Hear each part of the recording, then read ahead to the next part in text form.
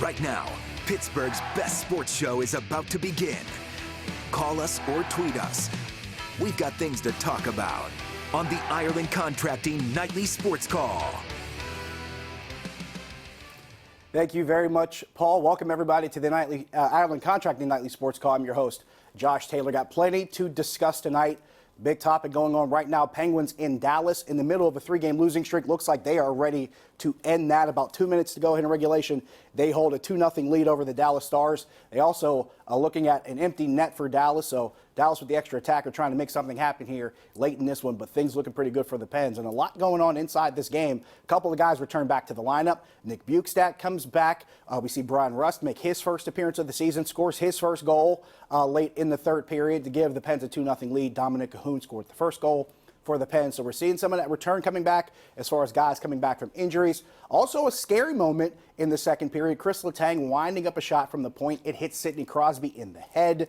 He had to come off the ice, but he came back in the third period, so that's a good sign. Of course, they like to take precautions when it comes to head injury, so hopefully it's nothing serious, and I imagine they'll probably try to follow up with him after the game to make sure there's no lingering effects afterwards, so that's a good sign to see the captain back in the lineup after getting hit in the head with the puck. Matt Murray, by the way, is playing a pretty outstanding game, one of his better performances of the season so far. Pens have killed off a couple penalties, so a pretty complete game with offense and defense, especially given the situation that they're in on this 3-game losing streak and being on the road. But right now, it still stands at 2-0, about a minute and some change to go in this one down in Dallas. Let's talk college football. Pitt had a chance to get themselves some separation in the ACC Coastal Division standings, but it did not work out that way.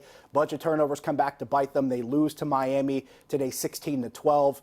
In the first half, a couple interceptions by Kenny Pickett to DJ Ivey from Miami. One of them was tipped into his hands. The second one he read pretty well. And Pickett said after the game he kind of regretted that second one. He wished he would have thrown it away. Also a fumble in this game as well. I believe it was by Maurice French that set up another opportunity for Miami to take the ball away from Pitt. So that turnover chain was present and accounted for in the first half of the game for the Hurricanes. And Alex Kessman, shout out to him, had a pretty strong game, 54-yard field goal that got Pitt on the board. He had 3 more after that, and eventually they would take a 12-10 lead in the fourth quarter on a 29-yard field goal by Kessman, but Miami gets a drive down the field later on in regulation, and it's a 32-yard touchdown pass for the Hurricanes that puts them on top 16-12, and they stayed right there. So Pitt snaps a 4-game winning streak. Things were going pretty well for them up until this point, but it does come back around to a discussion that we've had in the past. I believe Paul Zeiss joined me on the show when we talked about this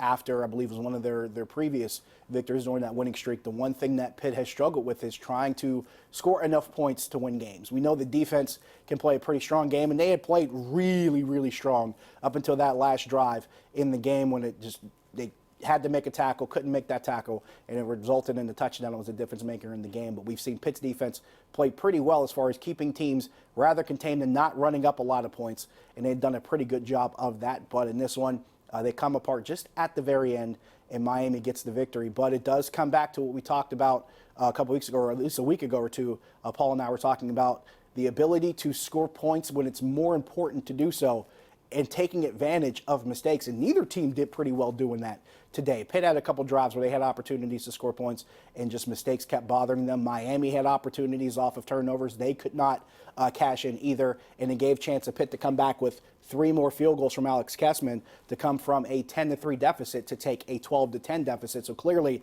Pitt's defense getting stout when they needed to in order to help their offense get back in this game. But once again, just maybe 1 or 2 of those possessions, if it ends with a touchdown instead of a field goal, maybe we're talking about a different outcome to this game, and that's a tough one to swallow. And Kenny Pickett, I give him credit. He took a lot of the heat after the game, and he said, look, this isn't any particular coach's fault. You know, this isn't on the coach or the offensive coordinator. This is solely on the players. We didn't get the job done.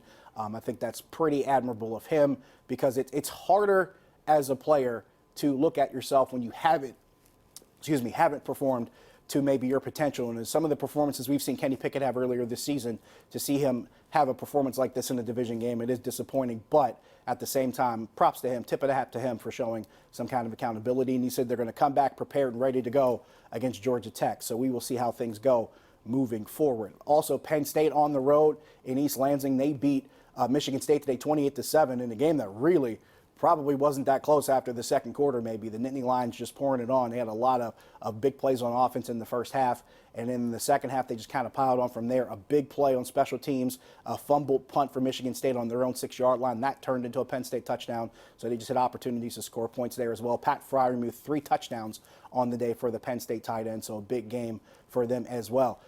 Big upset today. As far as top 25 teams go, Kansas State knocks off number 5 Oklahoma 48-41.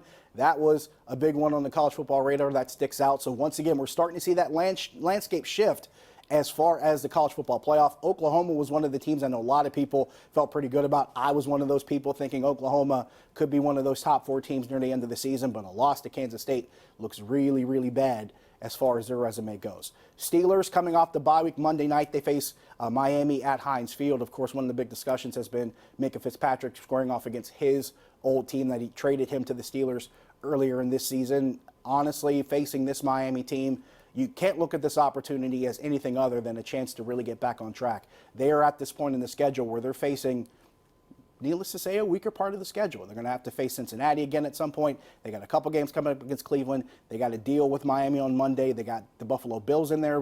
By the way, though, Buffalo, I don't want to put them in the same group with these other teams because Buffalo's actually winning games right now. But this is a chance for the Steelers to, as they used to say with these older teams, stack wins and get themselves back on the positive side of the win-loss column. And that's something to pay attention to as well.